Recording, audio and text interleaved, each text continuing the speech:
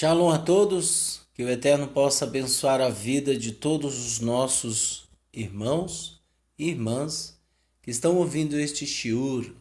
Hoje nós iremos falar a respeito de dízimos, ofertas, tzedakah e contribuições. Nós vamos se estender um pouco no vídeo, em áudio, justamente para que a gente possa dar algumas explicações que cheguem à realidade daquilo que se propagava na época dos emissários, os discípulos de Yeshua. E hoje, como nós devemos nos comportar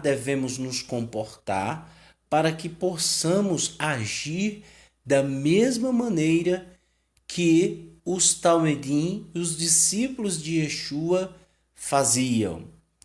Bem, nós iremos entrar principalmente a questões dos dízimos.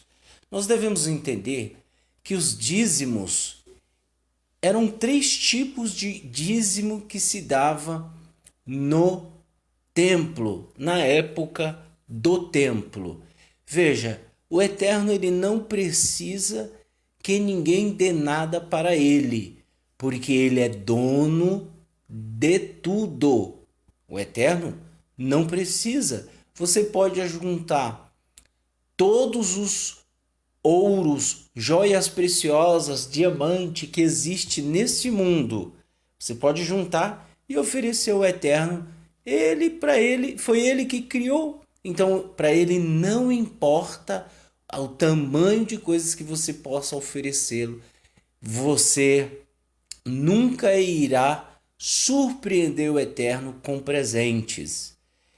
Agora, a relação entre dar e devolver o dízimo está relacionado às despesas do templo. Todas as despesas, todos os serviços, todos os ofícios que eram realizados através do dízimo, tinha que haver, através dessas despesas, tinha que haver essas contribuições que era uma lei e que tinha que ser obedecida. Veja, nós temos o primeiro dízimo, ele chama-se de Maser Rishon, para o sustento da obra do templo e seus respectivos representantes legais, como sacerdotes e levitas, ou seja, Ivim e Kohen, né? Os Kohen e os Ivim, que é o sacerdote e os levitas.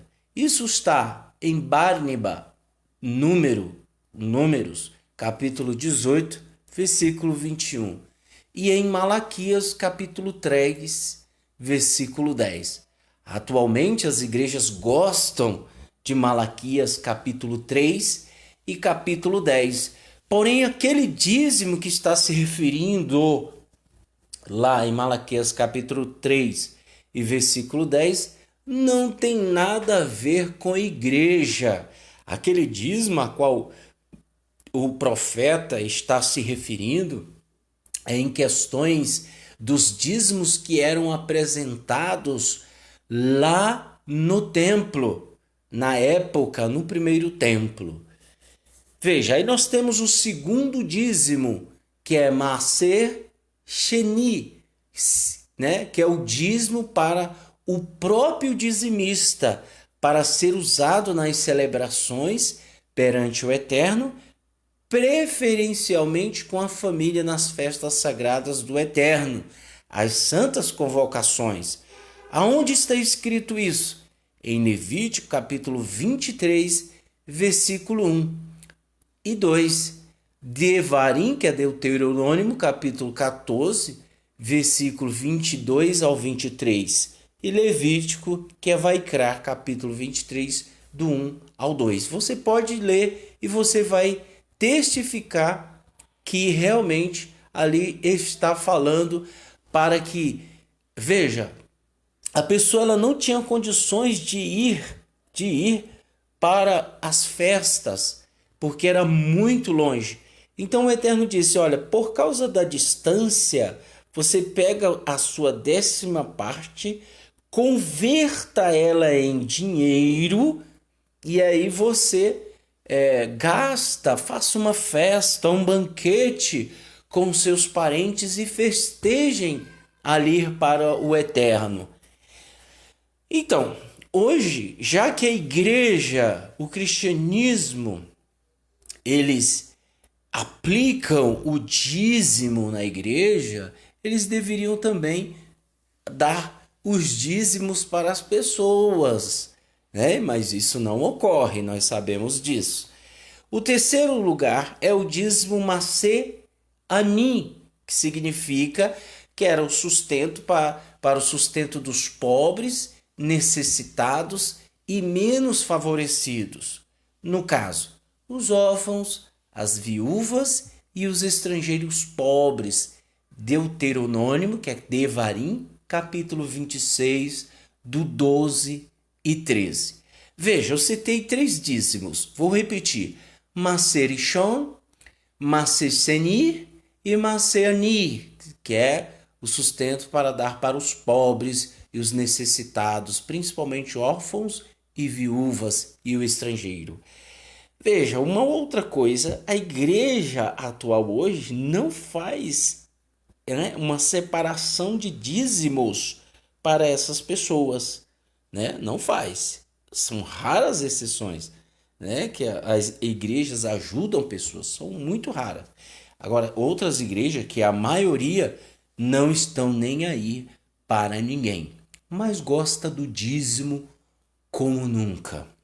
Bem, veja, que é convertido é uma CCNI, você pega os cereais e ali você vende e converte em dinheiro e faz uma festa. Esse dízimo, ele é convertido em dinheiro. Os outros é do cominho do edro, de todos os animais, né? O primeiro que sair, né? O primogênito de todos os animais é para o Eterno. A 10ª parte de tudo que você colher, fruta, cereal e etc. Você tinha que retirar a 10ª parte e levar para o templo. O que se fazia com esses dízimos?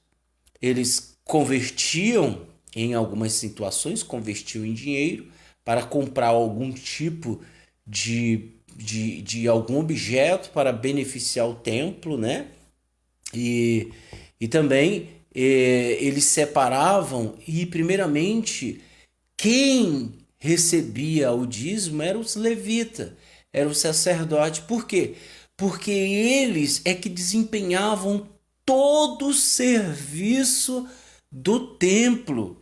Havia-se reservas, havia-se turno. Então, um levita ficava 8 horas realizando tal serviço, outro mais 8, alguns mais 8, ia revezando. Nós vemos isso claramente lá em Mateus, em Lucas, né? Na questão do nascimento de Johanã, não lembro se é Lucas ou é João, a qual o profeta Zacarias ele ficou mudo porque duvidou do anjo, e era o final do seu turno. Então havia turnos. Então, para desenvolver este papel, você tinha que ser sustentado pelos israelitas, pelas pessoas que estavam levando aqueles alimentos para você. Então, se você era levita, você era beneficiado, mas também tinha que realizar os serviços, os deveres no templo. E veja, o levita ele não tinha escolha, o primeiro que nascesse tinha que proceder da tribo de Levi. Então, o primeiro que nascesse, ele já se tornava um levita desde o nascimento. Então, ele já tinha por obrigação prestar serviço ao Eterno. O benefício era se manter, e o povo de Israel que mantinha essas pessoas. Eles não tinham trabalhos seculares, eles não eram cobradores de imposto, eles não tinham trabalho de carroceiro, de metalúrgico, eles não tinham, eles não eram motoristas, eles não eram faxineiros, eles tinham o trabalho totalmente desempenhado para o eterno, para o templo. Às vezes a gente até brinca, se acha que é fácil examinar um cordeiro, um animal, milhões e milhões de milhares de ovelhas para ser examinadas que o povo de Israel trazia? Você acha que é fácil? E se deixasse passar, a responsabilidade estava nas costas daquele que deixou. Então não era uma coisa fácil. Então eles tinham que ser supridos, todas as suas necessidades tinham que ser supridas ali. E eles não tinham herança, porque a herança era o próprio eterno. Nós temos também vários tipos de oferta, né? Ofertas que está relacionado a um pacto, a um voto, e também nós temos a oferta de shalom, de agradecimento, a oferta daquele que é pobre, daquele que é rico. Então nós temos vários tipos de oferta. Eu não vou entrar em detalhes sobre a oferta, mas a oferta não tem nada a ver com dinheiro.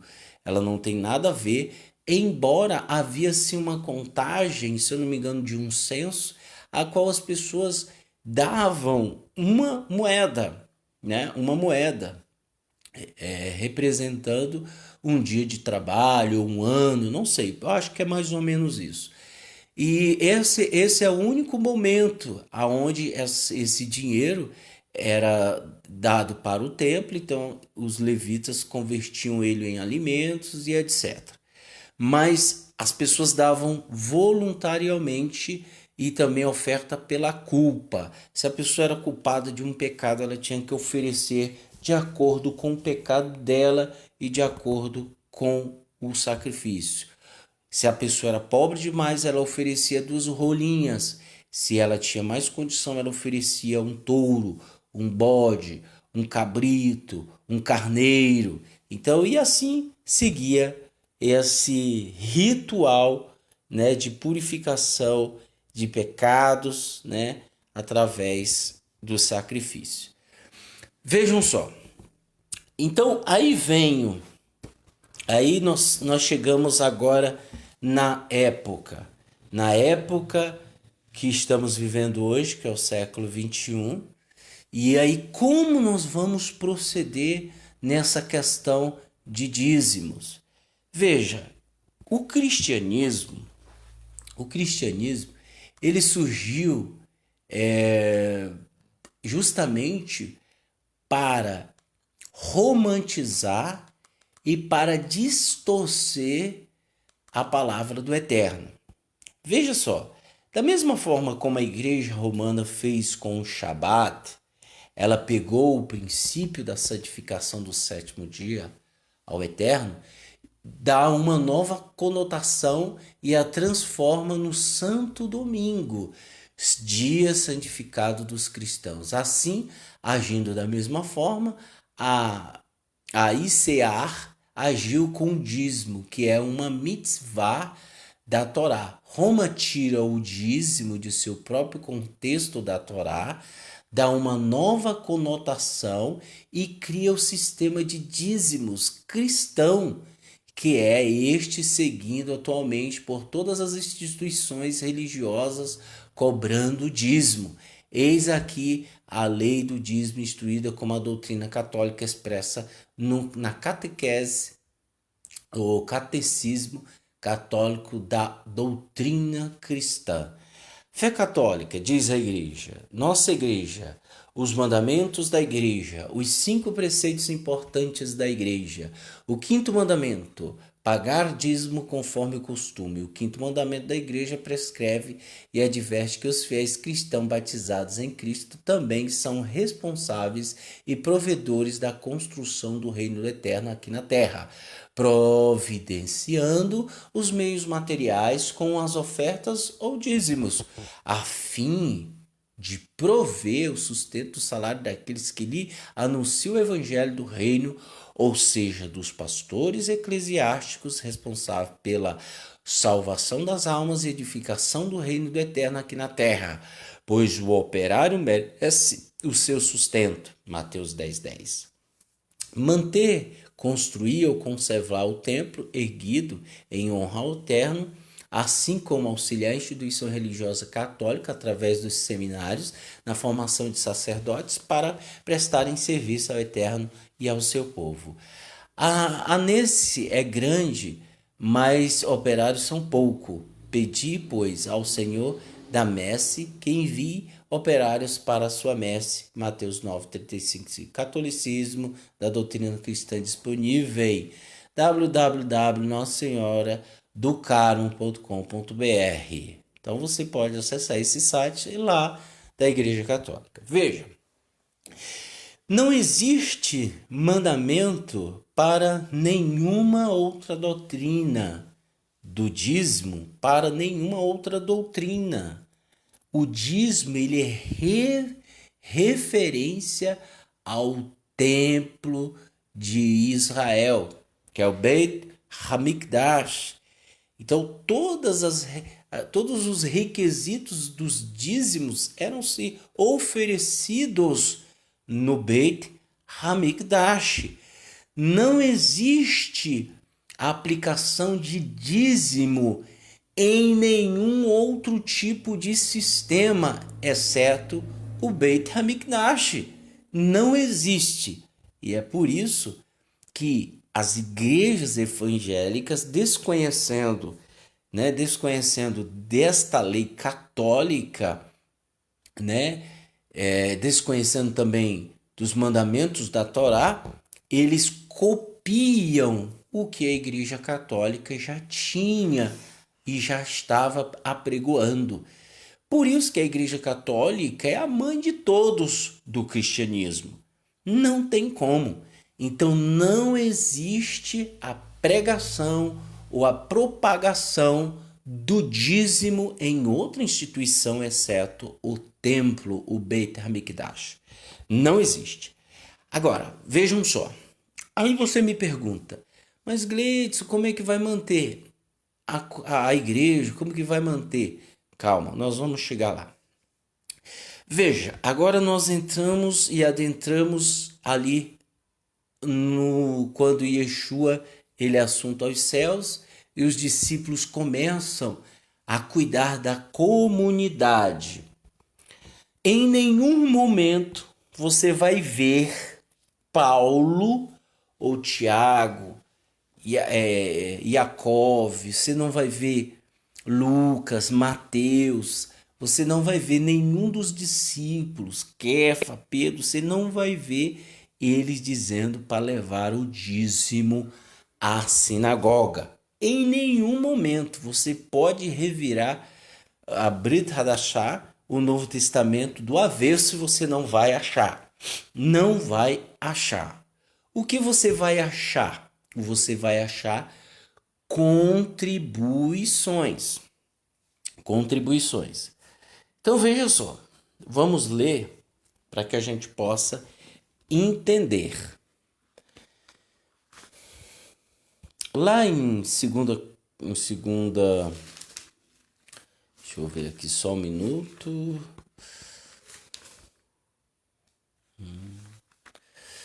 Nós temos um ato generoso que aconteceu lá em Atos, que diz o seguinte, capítulo 4, versículo 27, diz o seguinte: isso se tornou real nessa cidade pelo fato de Herodes e Pôncio Pilatos, Goim, membros do povo de Israel, estarem unidos contra o teu santo servo Yeshua, e quem constituísse Messias, para realizar o que teu poder e teu plano já havia determinado de antemão que aconteceria. Portanto, Senhor, agora considera as ameaças deles e capacita teus servos para anunciarem tua mensagem com ousadia. Estende tua mão para curar e realizar sinais e milagres mediante o nome do teu servo santo Yeshua. Enquanto eles estavam orando, o lugar onde se reuniu tremeu e todos ficaram cheios do Ruach HaKodesh e anunciaram a mensagem do Eterno com ousadia. 32. Todos os crentes tinham um coração e uma alma, e ninguém reivindicava suas posses. Porém, partilhavam o que possuíam. Com grande poder, os emissários continuaram a testemunhar a ressurreição de Yeshua, e eles eram tidos em alta conta.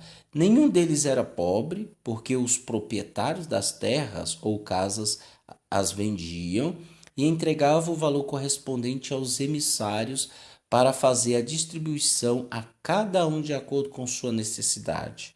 Portanto, Yosef, a que o emissário chamar de Barnaba, que significa o exortador, um levi procedente de Chipre, vendeu um campo de sua propriedade e trouxe o dinheiro aos emissários. Vejam só, então havia esse respeito e havia este carinho, eles eram unânimes em fazer isso. O que eles faziam? Contribuições. Veja, o judeu ele já sabe e conhece a questão de dízimo. Então eles pegavam e falavam, não, eu vou vender, eu tenho 10 propriedades, vou vender uma e voltar para a comunidade, para ajudar as pessoas. Eu tenho 5 casas, eu vou vender uma. Mas hoje o que nós vemos é diferente. Quanto mais as pessoas têm, quanto mais elas têm, mais elas são mesquinhas. Elas não se desfaz de nada, como se fosse levar junto com elas no caixão. E infelizmente são pessoas egoístas, pessoas mesquinhas, avarentas, né? Então, é o que mais nós temos hoje.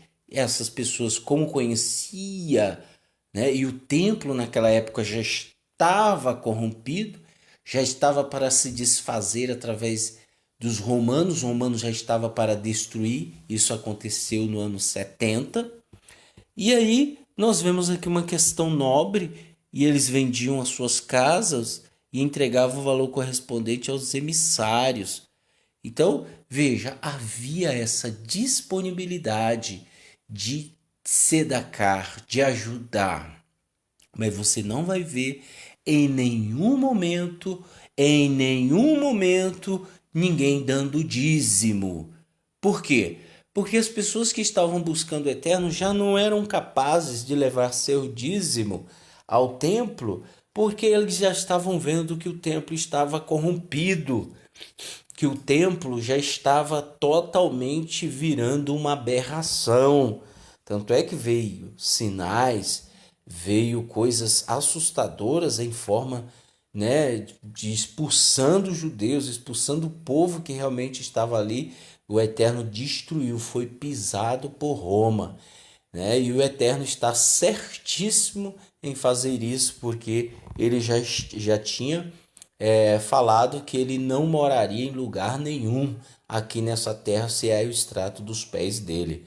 Mas com respeito a David, o Eterno permitiu que Salomão construísse o templo.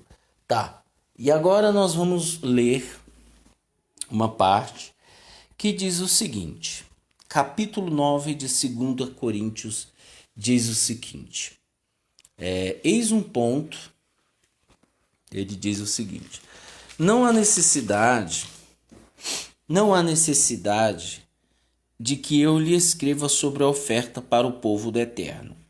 Sei quão desejosos estão e me orgulho disso junto aos macedônios.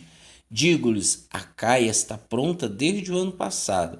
O seu zelo foi incentivo da maioria deles. No entanto, envio irmãos para que o nosso orgulho em relação a vocês neste aspecto não seja vão. Ao contrário, estejam prontos, como lhe disse, pois se alguns macedônios me acompanharem e os encontrarem despreparados, seríamos humilhados por termos estado tão confiantes, isso sem mencionar como vocês se sentiram. Portanto, achei necessário dizer a uns irmãos para irem à minha frente e prepararem a dádiva prometida na plenitude do tempo. Dessa forma, ela estará pronta quando eu chegar e será uma dádiva genuína, não algo, não algo arrancando sob pressão. Eis o ponto: quem semear com moderação colherá com moderação.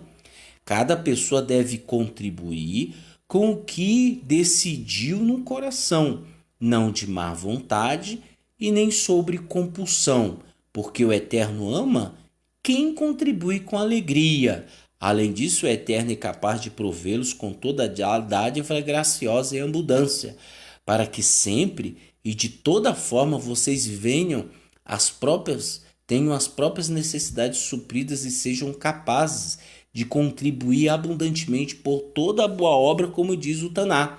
Ele deu com generosidade ao pobre, sua tzedaká durará para sempre. Aquele que dá a semente a quem planta e ao pão como alimento, suprirá, multiplicará sua semente e aumentará a colheita da tzedaká de vocês. Vocês serão enriquecidos de toda forma, para que possam ser generosos em tudo. E por nosso intermédio, a generosidade de vocês faça as pessoas agradecerem ao Eterno. Portanto, a participação nesse serviço sagrado não supre apenas necessidade do povo do Eterno, mas também gera a gratidão do Eterno a ser demonstrada pelas pessoas. Ao oferecerem esse serviço, vocês provam as pessoas mediante a realização do que lhes foi requerido, que conhecem as boas novas do Messias, isto é, a partilha generosa para com eles e para todos, e nas orações deles a favor de vocês, que eles possam sentir sua forte afeição pelo fato do Eterno lhes ter sido tão generoso, graças ao Eterno por seu dom indescritível. Veja, Paulo está dizendo que se você semear, você vai ter do Eterno. Ele está falando em questão de a sua tzedaká. Tzedaká. Então, se você faz algo para alguém, para um necessitado, você vai estar se ajudando, você vai estar suprindo todas as suas necessidades, sabendo que você abriu a mão, o Eterno vai suprir todas as suas necessidades.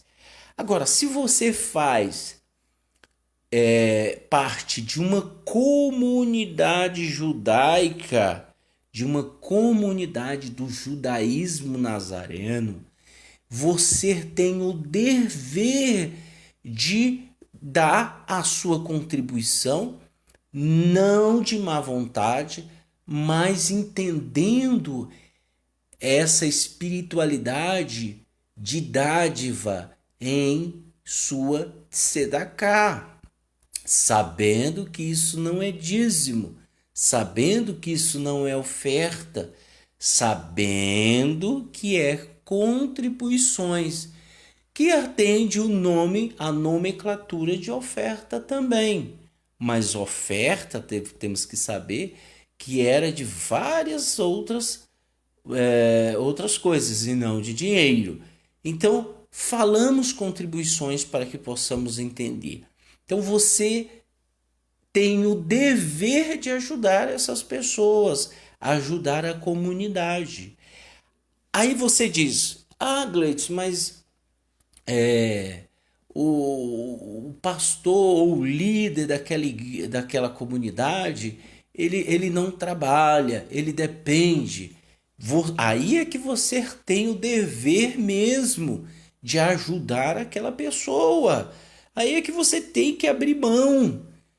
Por quê? Porque Paulo é bem categórico aqui em capítulo 2 de Coríntios, 2 Coríntios capítulo 9, ele é bem categórico em falar que se você fizer, você vai obter a riqueza do Eterno, o enriquecimento em todos os sentidos, não só financeiro. Então, veja que isso é muito, muito mais além do que você imagina. Então, mas o problema é que existem pessoas que foram frustradas no cristianismo e quando elas vêm para o judaísmo, elas viram verdadeiras pessoas, pessoas que não abrem a mão, pessoas mesquinhas, pessoas que são avarentas. E aí ficam achando desculpa em tudo para não ajudar. Se o Rosh daquela comunidade ele trabalha, não há necessidade nenhuma. Mas se ele passar por alguma necessidade, é necessário que a comunidade o ajude, né? É necessário que a comunidade o ajude em todos os aspectos, seja espiritual, seja material, seja em qualquer sentido. Você está ali para isso. Agora, lógico, deve haver uma administração, né? Deve haver uma administração para que o de casa venha a ser beneficiado primeiro. Como assim? Uma pessoa passa por necessidade. Ela não consegue pagar seu aluguel e ela foi mandada embora do serviço. A comunidade tem o dever de ajudar essa pessoa. Né? A pessoa precisa comprar remédios, a saúde dela está fragilizada. A comunidade tem o dever de ajudar essa pessoa. Eu estou falando em questões de comunidade. Se você não tem compromisso com nenhuma comunidade, ajude os necessitados, tá? Primeiro Paulo diz que tem que ajudar os de dentro de casa. Se não há ninguém que está passando por necessidade na comunidade, então as contribuições vão ser destinadas a auxílio a pagamentos de dívidas, a pagamentos de gastos, como água, luz, etc. Tem que pagar a despesa, ou você mora num lugar que você não paga nada. Como dizia uma pessoa, você acordou, você já está gastando dinheiro. Mas as pessoas parecem que vivem no mundo da lua. E essas pessoas que pensam assim são pessoas problemáticas. Porque se na casa dela ela paga suas contas, na comunidade não vai ter conta? E onde ela está vivendo?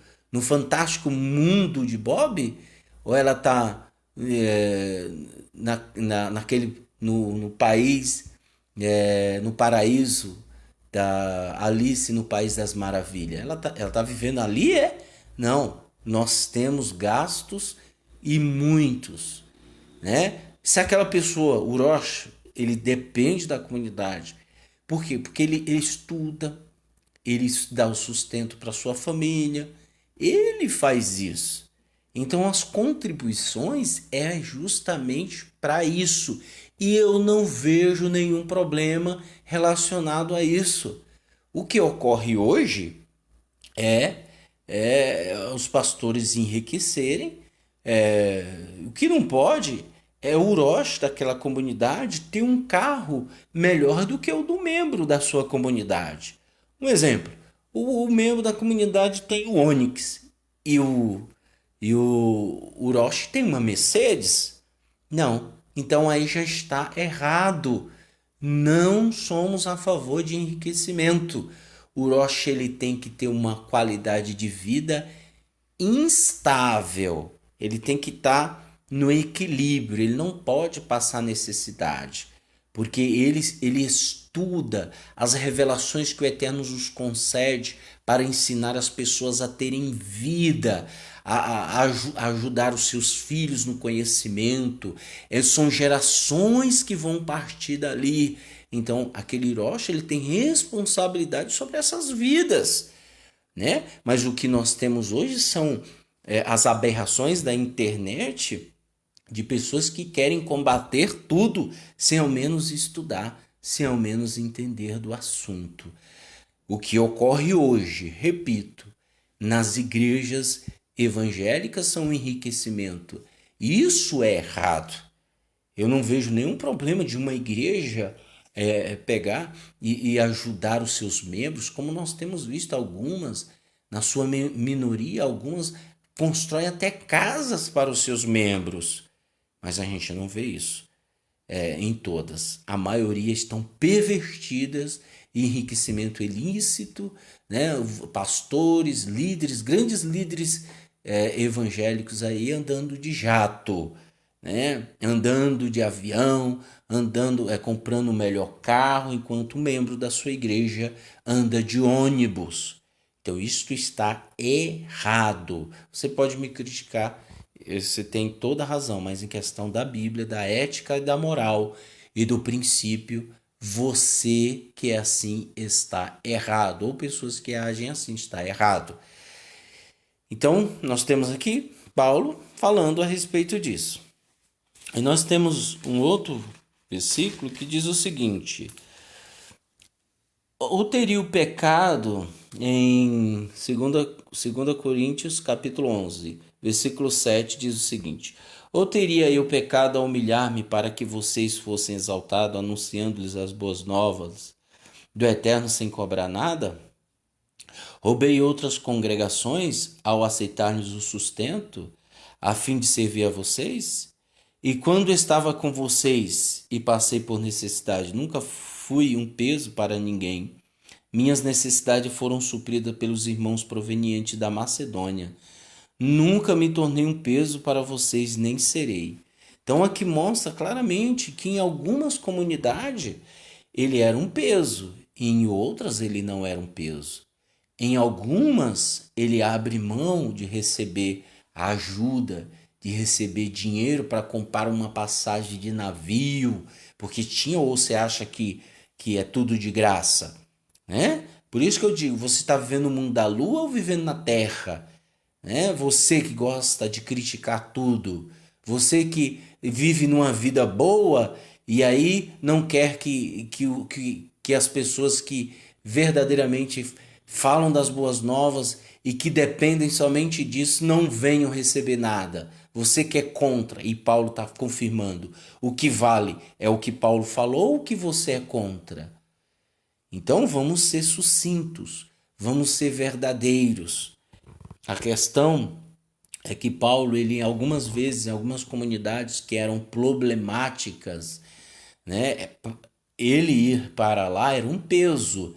Então ele não poderia aceitar aquela contribuição de que aquele povo dava, porque amanhã vão jogar na cara dele. E é o que muitas pessoas fazem hoje. E eu digo e repito, pessoas que são assim são pessoas avarentas e mesquinhas, que requerem aquilo que ela deu.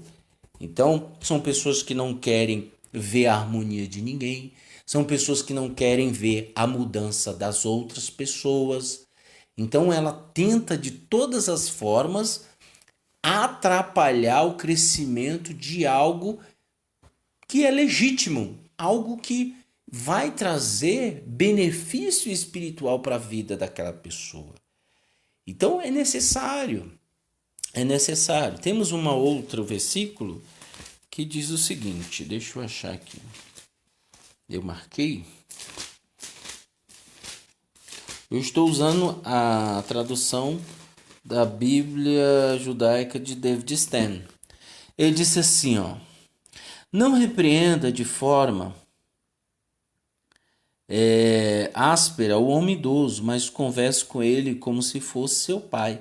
Tratem os jovens como os irmãos, e as mulheres idosas como mães, e as moças como as irmãs, com pureza total. Demonstre respeito às viúvas que passam verdadeiramente por necessidade. Contudo, se uma viúva tem filhos ou neto, que eles aprendam, em primeiro lugar, a cumprir suas obrigações religiosas para com sua própria família, e desse modo paguem o débito que tem com um antepassado, porque isso é aceitável aos olhos do Eterno. Veja, lá na Torá está falando que você tem que ajudar as viúvas. Só que aqui, na época dos discípulos, havia viúvas novas, que eram viúvas novas, que tinham condições de trabalhar e que tinham filhos grandes e que tinham condições de trabalhar, de manter o seu sustento, e elas não poderiam receber nada da comunidade. Por quê? Porque elas tinham o dever de se automanter trabalhando. Os seus filhos tinham que trabalhar, exercer o dever do sustento da família. Aí ele disse: a viúva, porém, que realmente passa por necessidade é a que está sozinha, tendo posto a esperança no eterno, além de persistir em petições e orações noite e dia. Mas o que se entrega aos prazeres já está morta, apesar de ainda viver. Instrua-os a respeito disso para não serem repreendidos. Além do mais, se alguém não prover as necessidades dos próprios parentes, e especialmente as da própria família, desonra a fé e é pior do que o incrédulo. Aí ele continua. Que seja colocado na lista das viúvas apenas as viúvas com mais de 70 anos, que tenha sido fiel ao marido e conhecida pelas boas obras. Veja que mesmo se ela é viúva, ela tem que atender esses requisitos. Ela tinha que ter sido fiel ao marido e ter tido um bom um testemunho hospitaleira, né? Conhecida pelas boas obras. Aí sim, mais de 70 anos, hospitaleira, mulher de um marido só, conhecida pelas boas obras, como ter criado bem os filhos, ser hospitaleira, lavar os pés do povo do Eterno, ajudar os atribulados e ter dedicado todo tipo de boa obra, essa sim tinha que ser ajudada. Então, a ordem, se aparecer alguma viúva, hoje nós sabemos que, graças ao Eterno, a viúva, quando o marido trabalha, a viúva recebe uma pensão, graças ao Eterno por isso, mas na época não tinha. Na época não havia previdência, não havia previdência social, né, aposentadoria, não havia isso. Então a viúva tinha que se virar. E é por isso que o Eterno, lá em Levi, que é o dízimo, que dava para a viúva, o pobre, o estrangeiro e o órfão. Então, esse dízimo era convertido. E hoje, o conselho da comunidade é: se ela tem mais de 70 anos e tem um bom testemunho, que tem mulher que tem mais de 70 anos, mas é fofoqueira, briguenta, é uma mulher incrédula. Então, essa mulher que está começando agora na comunidade, ela tem que primeiro mudar o seu testemunho. Ela tem, para ela merecer a nossa ajuda, ela tem que ter um bom testemunho. Mas o que nós vemos hoje são mulheres fofoqueiras, são mulheres briguentas, são mulheres que só vivem em discussões, meu amigo. Então, se ela não mudar, se ela não se voltar para o Eterno, se ela realmente não se arrepender do seu pecado, ela vai morrer daquele jeito, né? Então, aqui as escrituras é bem categórica. Aí ele continua: todavia, recusa-se a alistar viúvas mais jovens, porque ao sentir as paixões naturais que as alienam do Messias, querem se casar. Isso lhe traz condenação por terem preterido a confiança anteriormente demonstrada. Além disso, elas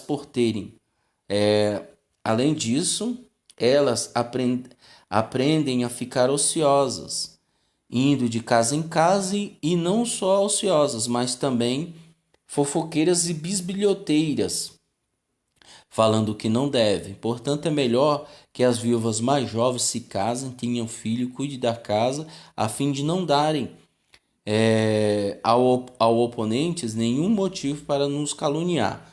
Alguns já se desviaram para seguir o adversário. Se alguma mulher crente tem parentes viúvas, deve socorrê-las. A congregação não deve se sobrecarregar com elas. Tá vendo?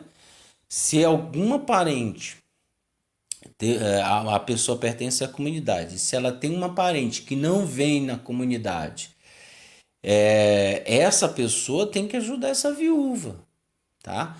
E a comunidade não é responsável por essa pessoa, só porque é parente dela que ela tá vindo na comunidade, que é essa mulher. Não tem essa responsabilidade, não vai se sobrecarregar. Pode ser que ajude sem se sobrecarregar, mas se sobrecarregar a comunidade já está errado. Aí ele diz, para que possa ajudar as viúvas que verdadeiramente passam por necessidade. Os líderes que conduzem bem devem ser considerados dignos de dupla honra, especialmente os que trabalham arduamente no anúncio da palavra e no ensino, porque o Tanar diz, você não deve amordaçar boi do boi quando trilha o cereal. Em outras palavras, o trabalhador merece o salário. O boi tá arando a terra ali junto com a pessoa. E se ele deseja comer alguma coisa, não amordaça a boca dele, pô. Ele já está trabalhando, você vai amordaçar a boca do boi para quê? Da mesma forma, é direito de um líder receber contribuições à comunidade. É isso que nós temos que entender. Da mesma forma que o povo, os levitas recebiam contribuições concernentes ao templo, né, que recebiam dízimos, as ofertas, contribuições concernentes ao templo pelo serviço prestado, da mesma forma as contribuições têm que ajudar aquelas pessoas que se dedicam no anúncio da palavra, ajudando as pessoas a serem melhores seres humanos. Mas infelizmente nós temos hoje uma classe de ignorantes, uma classe de aberrações, de pessoas que vivem uma aberração, que só pensam em si, que dizem que conhecem o Eterno com a boca, mas o coração está longe, né? Então, infelizmente, nós temos visto isso muito. Eu não posso desgraçar ou proibir certos costumes que é para ajudar pessoas por causa que o cristianismo fez bagunça. Em outras palavras, fez merda com isso. Então, eu não posso, por causa do cristianismo, agora eu não vou, porque eu tenho medo, porque alguém pode falar. Negativo. Quem quiser falar, que fale. Quem quiser emitir acusações, que emita. O problema é dessa pessoa, não é de quem está recebendo as acusações. Quem levanta acusação, calúnia e difamação é quem está com o problema, não é quem está sendo caluniado. Embora isso é uma coisa triste, mas é uma realidade.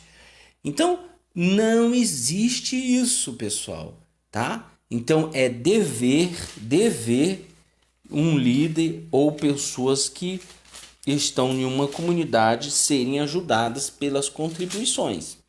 Eu acho que tem mais uma aqui que nós vamos ler e aí nós vamos finalizar. Deixa eu ver se eu acho. Eu acho que era só isso. Era só isso. Então, veja. Concluindo.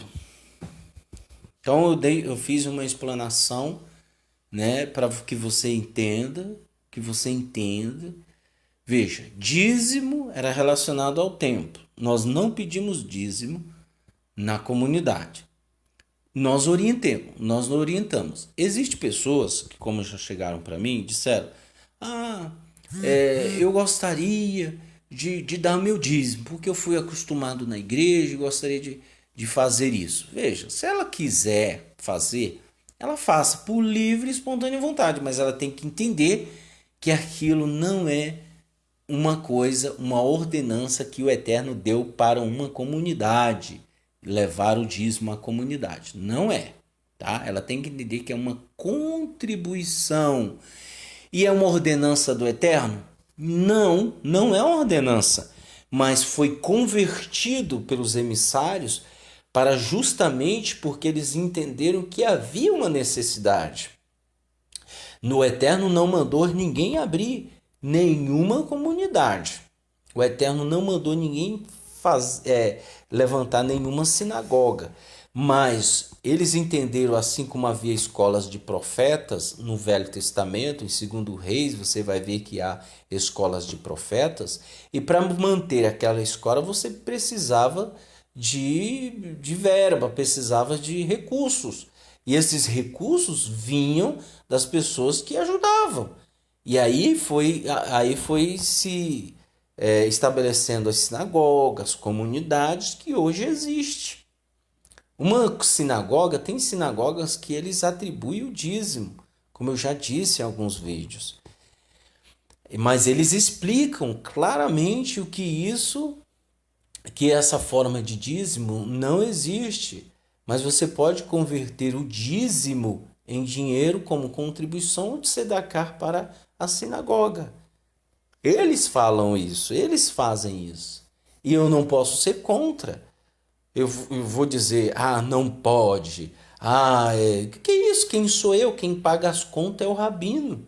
Eu conheço rabinos, a qual de vez em quando eu vou em evento deles, e eu vejo que eles têm uma vida instável, uma vida tranquila. Não é rico, não anda com carrão, às vezes andam a pé, né? E tem uma vida, tem vários filhos, tem uma família, é responsável pela comunidade, pela sinagoga, porque a sinagoga paga todas as contas dele. Isso, rabino, tá?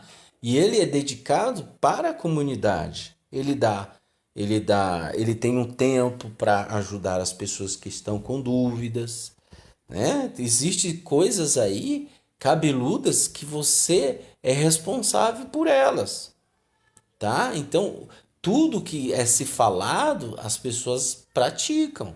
Então, tome bastante cuidado com o que você fala. Tome bastante cuidado com o que você anda dizendo. Tome bastante cuidado.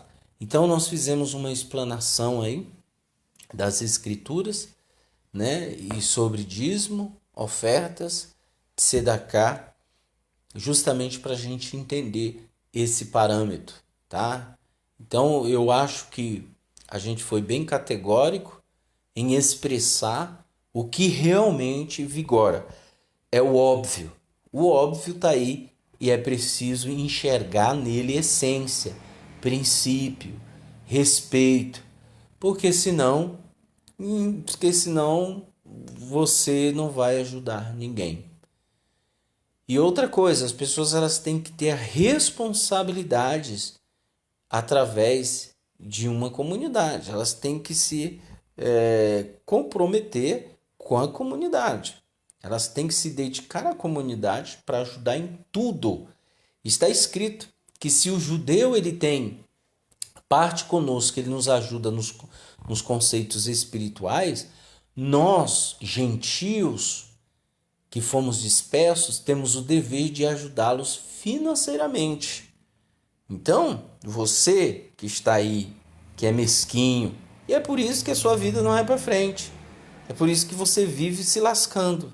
Desculpa a expressão, mas é verdade. Veja que, para finalizar, o Yud, ele é a única letra do alfabeto hebraico que não toca o chão. E ele representa uma mão.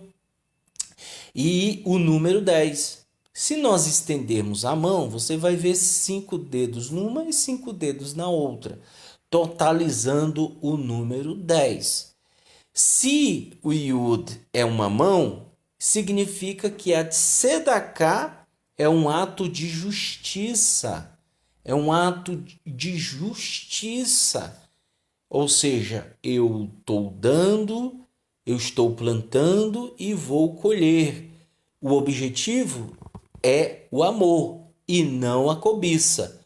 O objetivo é o amor. Então, quando você estende as suas mãos com o número 10, você abre a sua mão, a sua tzedakah, o Yud, você se eleva. O Yud, ele vive no alto, se eleva, ele não toca o chão. Então aprenda isso, aprenda.